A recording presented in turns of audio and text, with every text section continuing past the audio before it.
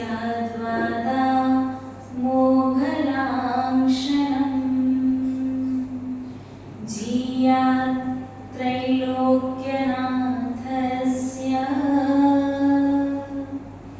शासनं जिनशासनं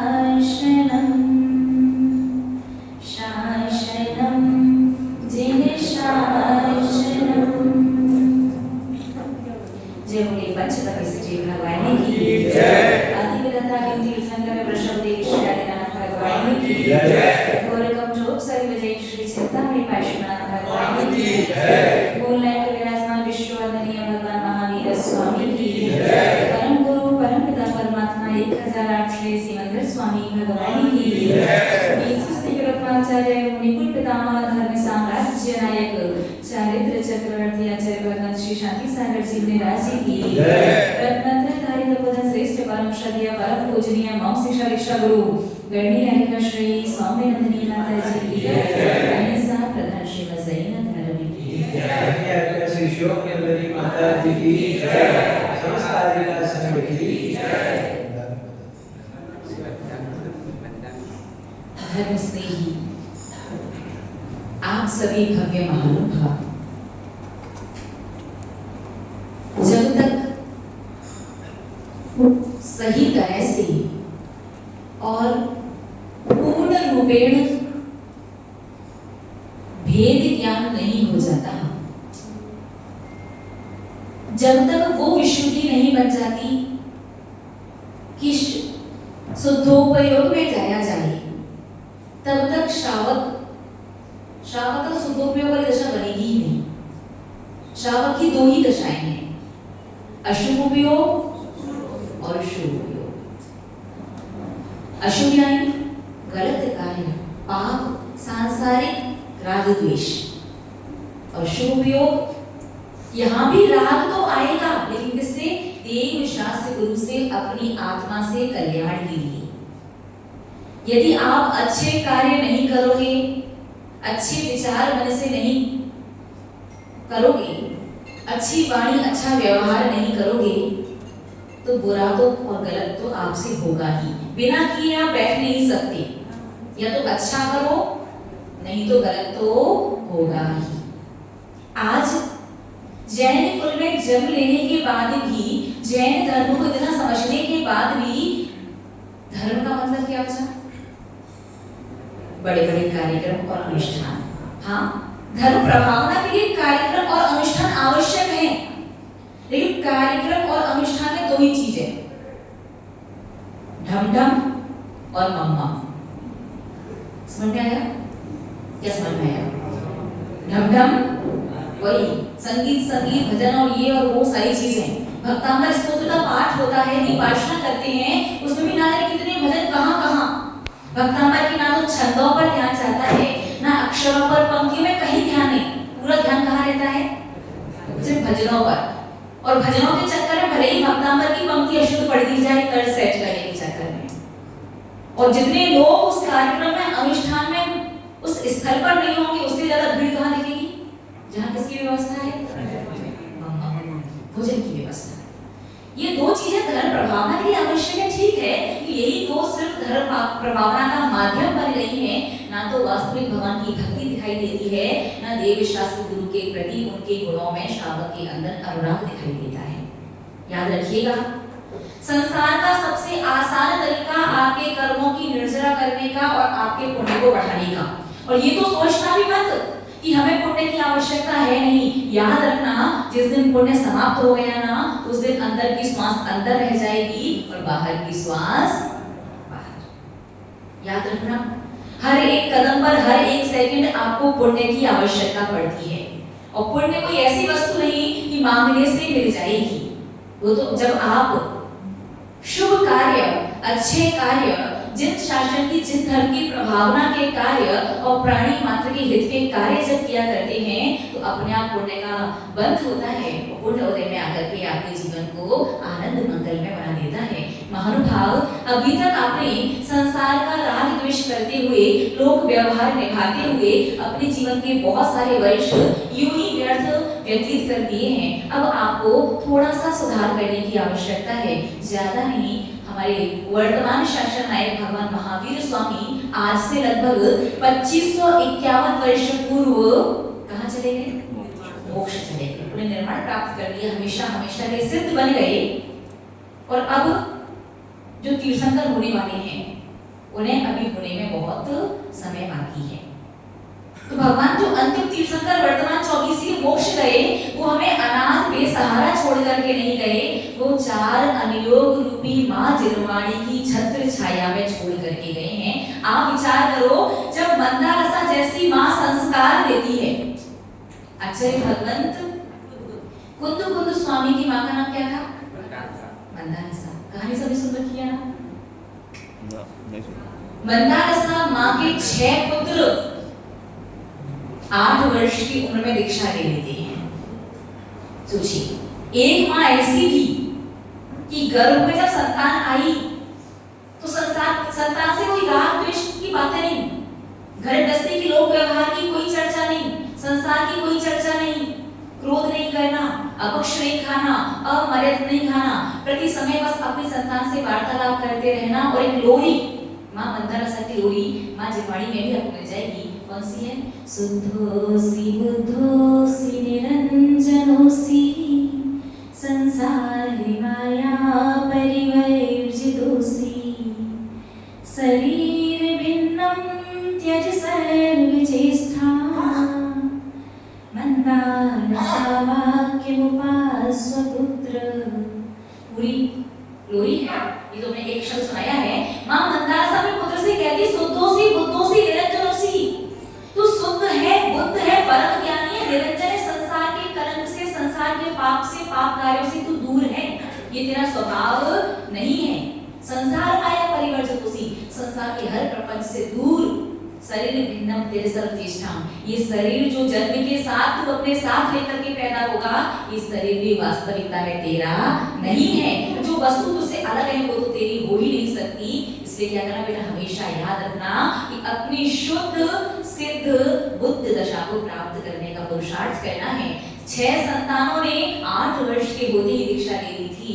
कुंद आचार्य ने 11 वर्ष में दीक्षा ली। उनकी महानता के किस्से हमें बताने की आवश्यकता नहीं है। वो पंचम काल के ऐसे प्रथम आचार्य हैं जिन्होंने साक्षात अरिहंत भगवान के सीमंदर स्वामी के संभव शरण में जाकर के दर्शन किए।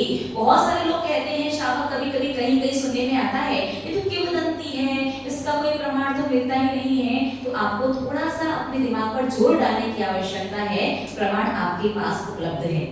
देखिए, पहले के आचार्य इतने निष्प्रही, वर्तमान में ऐसी व्यवस्था बना दी गई कि लोगों को हर बात का प्रमाण चाहिए, तो फिर पूरी डिटेल लिख दी जाती है कि कहाँ से लिया गया है, क्या किया गया है, कब कहाँ क्या हुआ था। पहले क्या बड़े निष्प्रही रहते थे, अपने नाम इतने बड़े बड़े ग्रंथों को भी लिखा, और बहुत सारे ग्रंथों में तो आचार्यों के नाम तक नहीं कि मैंने लिखा। आजकल तो एक छोटी सी आरती, एक छोटा सा भजन भी बनाते हैं, 4-6 जगह तो अपना नाम उसमें ऐड कर देते हैं। और अपना नाम तो छोड़ो, दूसरों की कृति विनय पाठ पढ़ते ना, मंगल नाथुराम आता है तो नाथुराम हिंदी लोग बोलते, कोई आतम राम बोलता, कोई सेवक राम बोलता, पता नहीं कौन क्या क्या बोलता। लेकिन चलो फिर भी एक बार तो कम से कम पूजन कर रहे हो तो आप नाथुराम की जगह अपना नाम लगा भी दिया एक बार को। लेकिन जब भी किसी की कृति को प्रिंट करवाओ, बहुत से जिरवाणी को तो नाथुराम की गाय भी कर दिया ना, कृति चोरी करने का पाप लगेगा। तो पहले के आचार्य नहीं लिखा करते थे कि वहां गए, हमारा इतना पुण्य रहा, वो जाकर के आए, उन्होंने अपने हाथ से कहीं कोई प्रमाण नहीं लिखा। आचार्य भगवंत ने भाव संग्रह ग्रंथ में अवश्य लिखा, सर्वप्रथम भाव संग्रह ग्रंथ के अंदर लिखा गया देवसेन आचार्य द्वारा कि आचार्य भगवंत कुंद स्वामी विदेश क्षेत्र गए थे। कुछ जब आप साउथ दक्षिण भारत जाएंगे तो कर्नाटक में आपको शिलालेख वगैरह भी मिल जाएंगे जिनमें लिखा हुआ है आचार्य भगवंत विदेश क्षेत्र गए थे। आपके पास प्रमाण है, आचार्य भगवंत के 5 नाम थे। पदुनंदी दीक्षा के समय, कुंद उनका जन्म कौंड कुंदपुर में होने की वजह से कुंद। तीसरा वक्रग्रीवाचार्य असमय में संधि काल में सिद्धांत ग्रंथों का स्वाध्याय करने की वजह से थोड़ी सी गर्दन टेढ़ी हो गई, तो टेढ़ी गर्दन वाले देखो दुनिया कैसी, इतने बड़े महान आचार्य को भी छोड़ा, हल्की गर्दन टेढ़ी हो गई तो दुनिया ने तीसरा नाम दे दिया टेढ़ी गर्दन वाले आचार्य, वक्र ग्रीवाचार्य। चौथा नाम एलाचार्य, पांचवा नाम विद्युपिच्छाचार्य। अब आप ये पता करो कि एलाचार्य नाम पढ़ा कैसे? इलायची के बराबर आचार्य तो कैसे पढ़ा? जब विदेश क्षेत्र गए थे, विदेश क्षेत्र में 500 धनुष के मनुष्य के अवगाहन कितनी है, हाइट कितनी है? 500 धनुष के। और आचार्य भगवंत की हाइट कितनी? 3.5 हाथ। तो उनके सामने आचार्य भगवंत की अवगाहन इलायची के बराबर थी। तो विदेश क्षेत्र में भगवान सिमंदर स्वामी के समोषण में चक्रवर्ती ने नाम दिया कि इलायची के बराबर के आचार्य एलाचार्य। विद्युपिच्छाचार्य कैसे पढ़ा? इस प्रश्न के उत्तर में आपकी शंका का समाधान हो जाएगा कि वापस लौटते समय मयूर पंख की वृक्षी गिर गई तो बिना पिच्छी के साधु 7 कदम से ज्यादा नहीं चल सकते। चाहे मुनिराज हो, चाहे आर्यिका माता जी हो, परिस्थिति विशेष आने पर अधिक से अधिक 7 कदम तक जा सकते हैं। 7 कदम से आगे बिना पिच्छी के दिगंबर साधु नहीं चल सकते। पिच्छी गिर गई, वो तुरंत वहीं नीचे जंगल में उतरे और आसपास मयूर पंख उपलब्ध नहीं थे। गिद्ध पक्षी के पंख लेने की वजह से गिद्धपिच्छाचार्य। अभी भी डाउट है क्या देश में गए या नहीं गए? तो ये 2 बातें आपके डाउट को आसानी से क्लियर कर सकती हैं। ऐसे महान आचार्य भगवंत कुंद स्वामी, वो संस्कार कहाँ से? उस गर्भ से। मां मंदार ने वो लोरी सुनाई तो महान आचार्य कुंद स्वामी बन गए। राजा को पता चला कि एक के बाद एक सारे पुत्र दीक्षा लेते जा रहे हैं। तो उन्हें पूरी बात को जब पता करवाया तो पता चला कि मां मंदार बचपन से ही गर्भ से ऐसे संस्कार डालती हैं कि बच्चा संसार में और राज्य की तो देखता भी नहीं है। जब उनकी फिर एक और संतान हुई तो जन्म के साथ ही पिता ने उस संतान को मां से दूर कर दिया। उन्हें लगा कहीं इनको भी साधु न बना दे। 16 वर्ष तक वो संतान अपनी मां से दूर रही और एक दिन ऐसा हुआ कि पिता किसी कार्य की वजह से राज्य से बाहर गए। दूसरे राजा ने आक्रमण कर दिया। बच्चा छोटा था, 16 वर्ष का था, कभी युद्ध में नहीं गया। लेकिन युद्ध करने की नौबत आई। बच्चे ने कहा कि कम से कम मैंने जन्म से कभी अपनी मां के दर्शन नहीं किए, एक बार दर्शन करा दो। तो सबको लगा पता नहीं। बच्चे ने कहा पहली बार युद्ध में जा रहा हूँ, सामने वाला राजा इतना शक्तिशाली है, पता नहीं मैं जीवित लौटा भी कि नहीं लौटा, एक बार दर्शन करा दो। तो एक बार दर्शन कराए गए। मां मंदारा ने वही लोरी एक पेपर में लिख करके उसके हाथ में एक धागे के साथ बांध दी कि जब तुम्हें लगने लगे कि अब युद्ध हार गया, अब जीतने का कोई रास्ता दिखाई नहीं दे रहा, तब इस पर्ची को निकाल करके पढ़ लेना, तुम हारा हुआ युद्ध भी जीत जाओगे। और हुआ भी यही। युद्ध बच्चा था, पहली बार गया, कैसे जीतता? पराक्रम से लड़ा कि जब हारने लगा तो उसे मां की वो बात याद आई। उसने पर्ची निकाल के खोल के जैसे ही बड़ी सुधोसी निरंजन उसकी बस वो गर्व के संस्कार उस समय वो पैदा हो गए और वैराग्य के माध्यम से युद्ध में हथियार वस्त्र आभूषण छोड़ करके जंगल में जाकर के दीक्षा ली थी। आप विचार करो, जब एक मां संस्कार डालती है, संस्कारवान बनाती है, तो आचार्य भगवंत कुंद जैसे महान आचार्य अपन सभी को मिल जाया करते हैं। फिर 4 अनियोग रूपी मां जिनवाणी जब इस जीव पर संस्कार डालेगी तो हम परमात्मा नहीं बन सकते क्या? बिल्कुल बन सकते हैं। इसीलिए भगवान हमें अनाथ बेसहारा छोड़ करके नहीं गए। कितनी मां की गोद में छोड़ करके गए हैं? 4 अनियोग रूपी मां जिनवाणी की गोद में छोड़ करके गए हैं। कभी भी कोई भी कहीं से कैसी भी समस्या आ जाए, सारे समाधान मां जिनवाणी में मिल जाया करते हैं। लेकिन आप तो इतने व्यस्त हैं, शॉर्टकट के चक्कर में मिथ्यात्व में पहुंच जाते हैं। हम आपसे इतना कहना चाहते हैं, जीवन की कभी भी कोई भी कहीं भी कैसी भी समस्या हो, मां जिनवाणी की शरण में पहुंच जाओ, आपकी हर एक समस्या का समाधान अवश्य हो जाएगा। थोड़ा समय लग सकता है। एक बार ने पूज्य गुरुमा से भी पूछा था कि गुरुमा, अन्य मत मतांतर में, अन्य संप्रदायों में जाओ तो वहां जाकर के कुछ भोग लगाओ, कुछ चढ़ाओ और बहुत जल्दी उसका रिजल्ट देखने को मिल जाता है। तो अपने जैन धर्म में कोई समाधान करने जाओ तो कम से कम 3 महीने जाप लगाओ, कम से कम 6 महीने के लिए त्याग करो, कम से कम 1 साल तक विधान करने का, पाठ करने का नियम लो। इतना लंबा समय तक करना पड़ता है, तब जाकर के फल धीमे धीमे करके आता है। इतना धैर्य हर श्रावक के अंदर नहीं होता है। तो फिर क्या करे श्रावक? तो पूज्य गुरुमा ने बहुत अच्छी बात कही थी, कहूँ तो पता है क्या? पूज्य गुरुमा ने कहा कि बेटा, जब शरीर में कोई बहुत पीड़ा, बहुत कष्ट देने वाला कोई रोग उत्पन्न हो जाए तो उस रोग का निदान, उसका ट्रीटमेंट 2 प्रकार से करते हैं, पेन किलर के माध्यम से, सर्जरी के माध्यम से। तो पेन किलर क्या होती है? यहाँ खाई, थोड़ी देर के लिए ऐसा दर्द कहीं है ही नहीं, बिल्कुल शक्ति आ जाती है।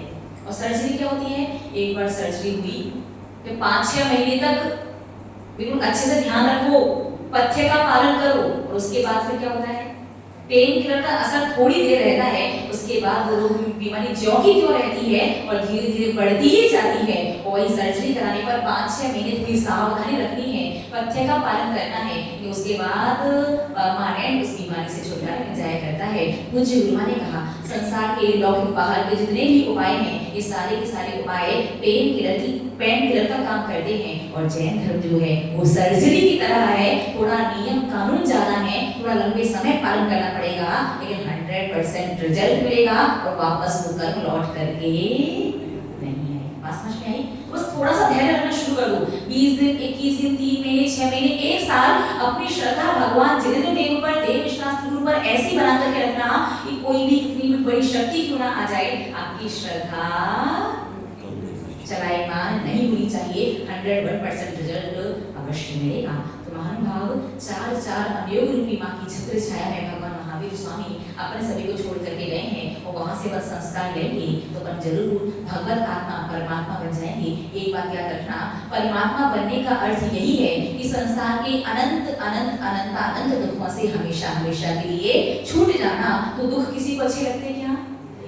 दुख किसी को भी अच्छे नहीं लगते, दुखी रहना कोई नहीं चाहता। उसका एक ही सरल सा उपाय है, माँ जनवाणी की शरण में पहुंच जाओ, स्वाध्याय करना शुरू कर दो। स्वाध्याय के लिए कुछ बातों का ध्यान रखना चाहिए। सबसे पहली बात है कि स्वाध्याय हमेशा क्रमिक यानी क्रम से ही होना चाहिए। क्रम का उल्लंघन करोगे तो फल भी नहीं मिलेगा और भटक जाओगे। क्रम का मतलब क्या है?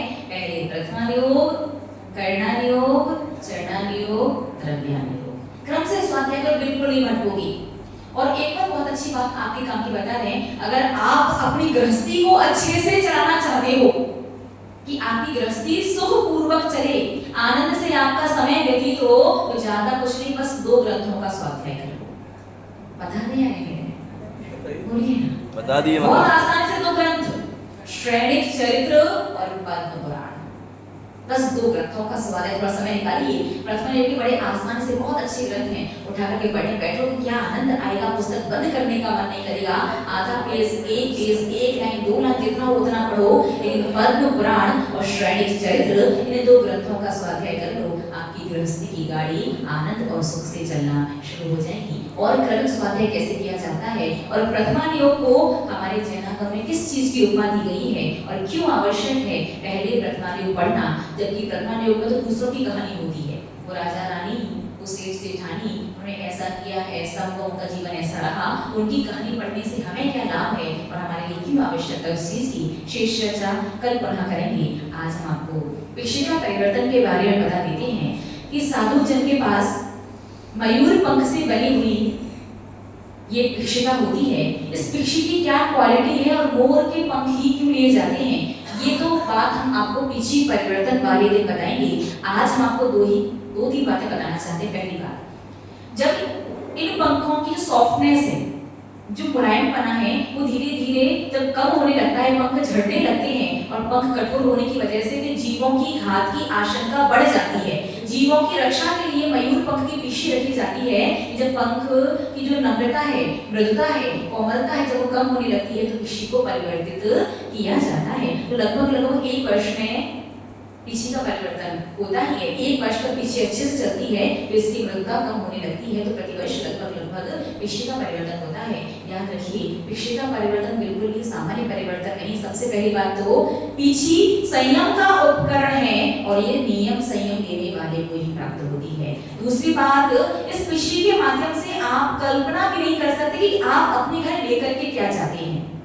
1 वर्ष तक ये पीछे जिन साधु के हाथों में थी, उन साधु ने 1 वर्ष तक जितनी भी संयम की साधना की होगी, व्रत, उपवास, त्याग, स्वाध्याय, सामायिक, ध्यान, चिंतन, जो कुछ भी 1 वर्ष तक किया है, उसका समग्र उसकी जो ऊर्जा है, प्रत्येक क्रिया की ऊर्जा का 16% अंश इस पीछे में आ जाता है। चातुर्मासिक मंगल कलश में तो 4 महीने की साधना का आता है, 1 वर्ष की साधना और पूरे दिन भर की जो चर्या रहती है। 28 प्रतिकर्म होते हैं, 28 मूल होते हैं, जिनमें षट आवश्यकों का पालन करते हैं और श्वासोच्छ्वास पूर्वक प्रतिकर्म करते हैं। जब पाक्षिक प्रतिक्रमण वगैरह होता है, वार्षिक चातुर्मासिक प्रतिक्रमण होता है, उसमें 3 बार उठ करके बैठ करके दिशाओं में दिग्बंधन करते हुए, दिशाओं में आवर्त करते हुए वो पाक्षिक इत्यादि वार्षिक इत्यादि प्रतिक्रमण करते हैं। बहुत सारी साधना जिसके बारे में आप कल्पना भी नहीं कर सकते, ऐसी चर्या और पूरी साधना साधुगण प्रतिवर्ष प्रतिदिन पालन करते हैं। तो आप जब साधु बनोगे तब बन पाओगे, लेकिन जब तक ना बन पाओ तब तक हमारी तो यही भावना रहती है और यही संकेत श्रावक के लिए होता है कि नई पीछी जब नई पीछी बहुत अच्छी बात है, ये नई पीछी जब ले पाओगे तब ले पाना कि कम से कम प्रत्येक घर में एक पुरानी पीछी अवश्य होनी चाहिए। पुरानी पीछी जिस घर में होती है निश्चित रूप से उस घर में परिवार में संयम का अंश अवश्य पनपता है। इस भाव में आप विशेष कुछ परिवर्तन विशेष साधना ना भी कर पाओ, गारंटी रहती है एक बार की ली गई पीछी भी उस परिवार के सभी सदस्यों को आगे आने वाले भाव में धर्म के मार्ग पर लगा सकती है। साधु के एक वर्ष की पूरी साधना पूरे दिन में पूरे वर्ष में जो जैसी जितनी जैसी भी क्रियाएं की हैं, प्रत्येक क्रिया का 16% पुण्य, 16% ऊर्जा, 16% वो एनर्जी, वो शुभ घटनाएं इस पीछी के साथ श्रावक अपने घर ले जाया करता है। और पीछी को टांगा नहीं जाता, पुरानी पीछी को रखा जाता है, रैक बना करके या किसी भी प्रकार से टांग देने से पुण्य भी टंग जाया करता है। विशेष रूप से घर में पुरानी पीछी को नैऋत्य कोण में रखा जाता है। नैऋत्य कोण गृह स्वामी की दशा होती है। घर का स्वामी गुरु को बना दिया तो घर में आने वाली जितनी भी दिक्कत समस्याएं परेशानी सब गुरु के खाते में और खुशहाली अच्छी चीजें आपके खाते में। और सांसारिक परेशानी गुरु का कुछ बिगाड़ नहीं सकती। अब शादी विवाह वाली परेशानी आई तो उन्हें किया ही नहीं है, जिन्हें किया वो छोड़ छाड़ के साधु बने तो उनका वो संसार की परेशानियां, वो पति पत्नी वाली परेशानियां, माता पिता वाली परेशानियां, बच्चों वाली परेशानियां और भी लोक व्यवहार संबंधी परेशानियां उनका कुछ भी बिगाड़ने वाली नहीं है। इन परेशानी से वो दूर हैं। इन परेशानियां ये चीज उनके पास है ही नहीं, दिक्कत उन्हें आती भी नहीं है। उस आपके घर की परिवार की सारी समस्याएं उनके खाते में और सब अच्छा आपके पास। और बहुत सारी क्वालिटी, बहुत सारी अच्छी बातें होती हैं। तो पीछी का महत्व और सारी बातें तो पिक्षिका परिवर्तन वाले दिन हम आपको बताएंगे। और पिक्षिका परिवर्तन 23 अक्टूबर भाई दूज वाले दिन सुबह 7 बजे अभिषेक शांति धारा के बाद सुबह 7 बजे आर्य का संघ यहाँ से पिक्षिका परिवर्तन स्थल जो भी समाज ने डिसाइड किया है,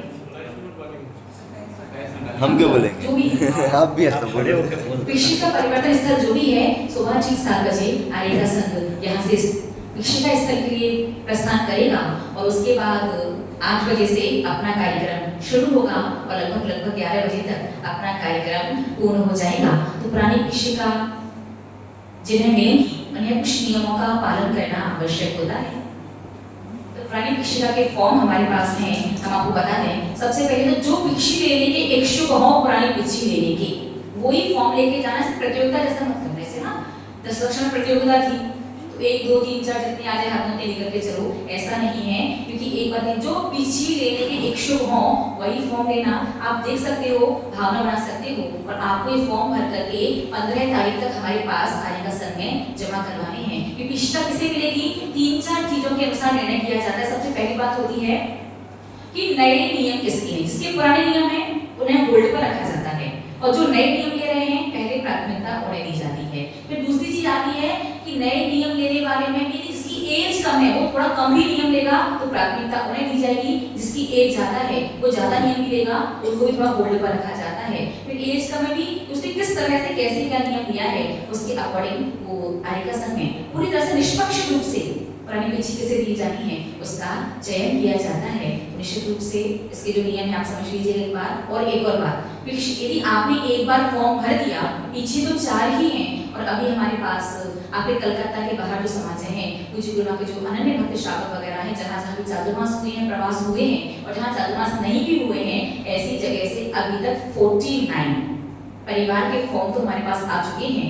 मतलब 49 परिवार उपस्थित हैं पुरानी पिक्षी लेने के लिए। बाकी देखते हैं कि कब कहाँ कैसे क्या जाती है। पिक्षी चौरंगी जाती है या कलकत्ता में कहीं और जाती है या कलकत्ता के बाहर जाती है, जिसका जैसा जितना शादी पुण्य का उदय होगा, जितना विशेष पुण्यात्मा भव्यात्मा जी होगा उसके अनुसार निर्णय होगा। तो इसके नियम, पहला नियम है इसमें सारे नियम आजीवन के रहेंगे।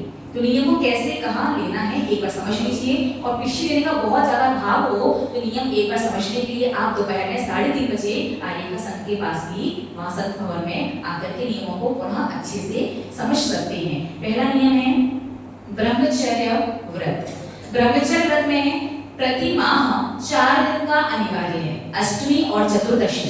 प्रतिमाह 4 दिन का ब्रह्मचर्य व्रत तो कंपलसरी है, वो तो लेना ही होगा, भले चूल्हे का माता जी की बिछी ही क्यों ना मिले। उसके अलावा जिसका जैसा भी रहेगा, महीने में 8 दिन का, महीने में 10 दिन का, 15 दिन का, आप आपस में पति पत्नी चर्चा करके अपनी सुविधा अनुसार इसमें भर सकते हैं।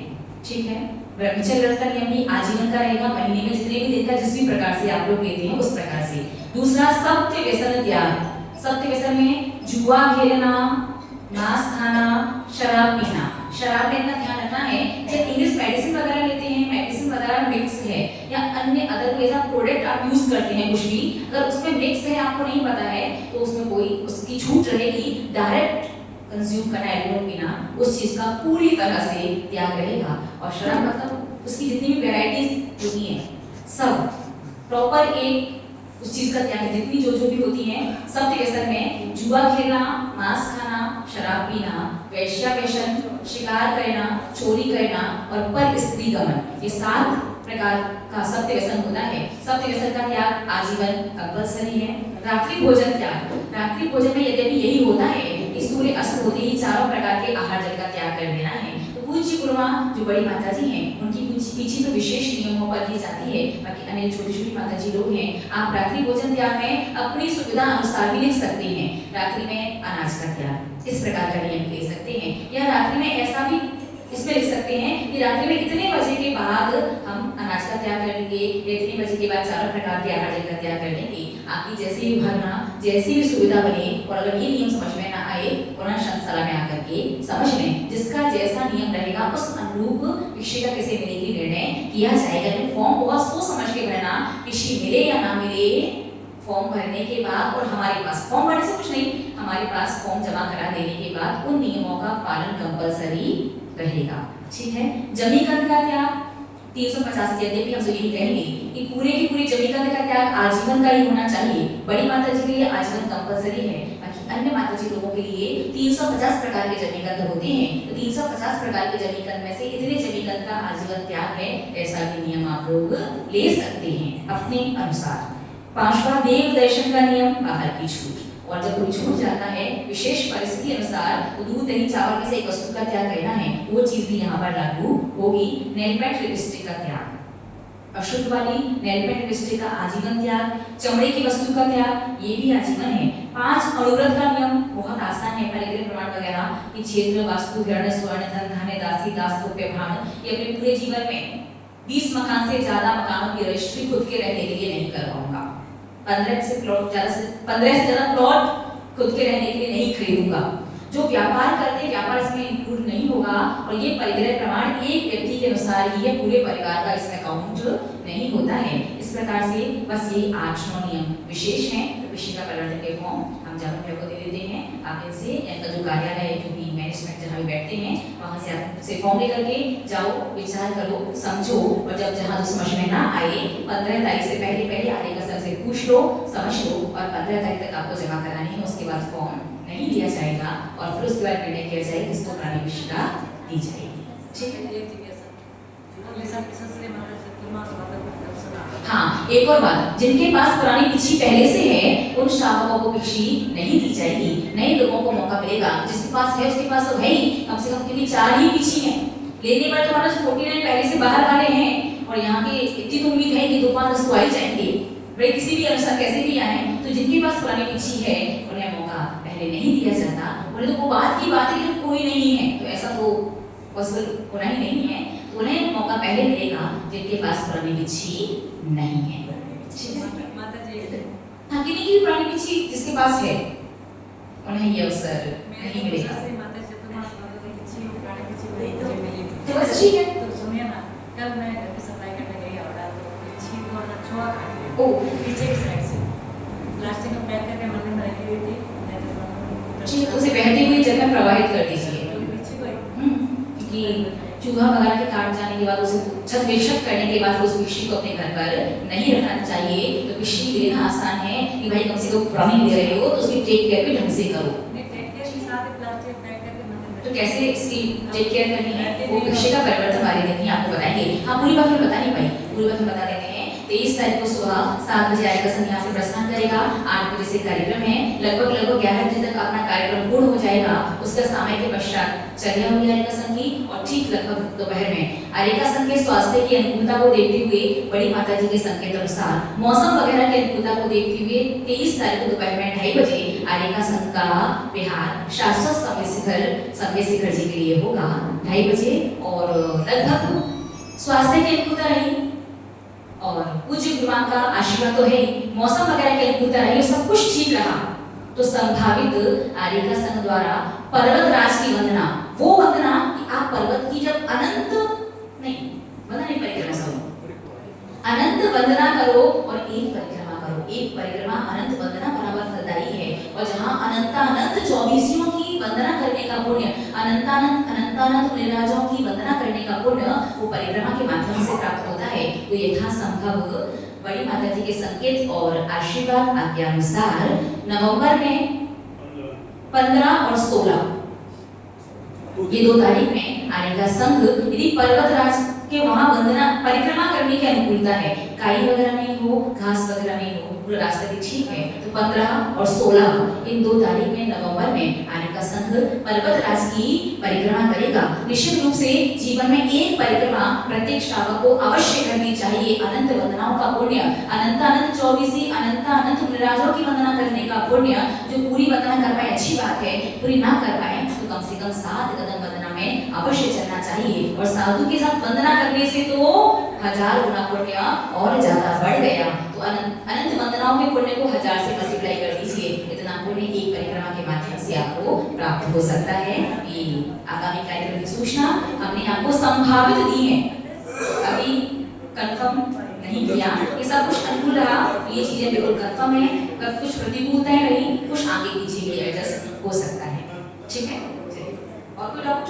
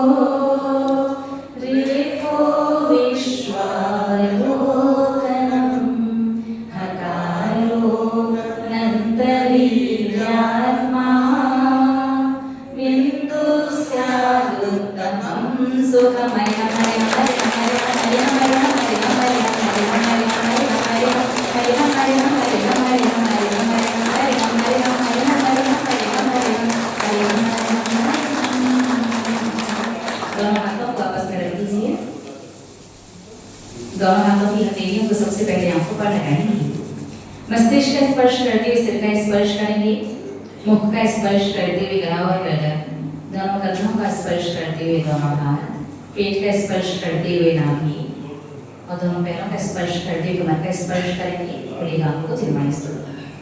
बुद्धि समाधि परिणाम शुद्धि स्वोपलब्धि से सौख्य सिद्धि चिंतामणि चित्त वस्तुदानि त्वं वन्द्यमानस्य महास्तुति।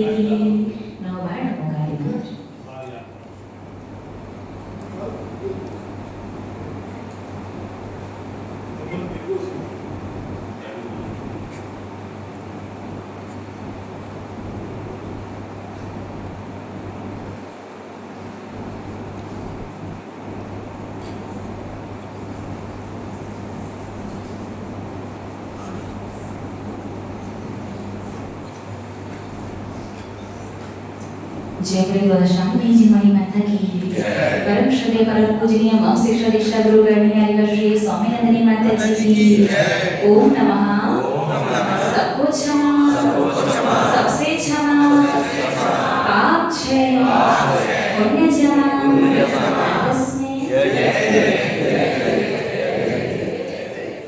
Mic down.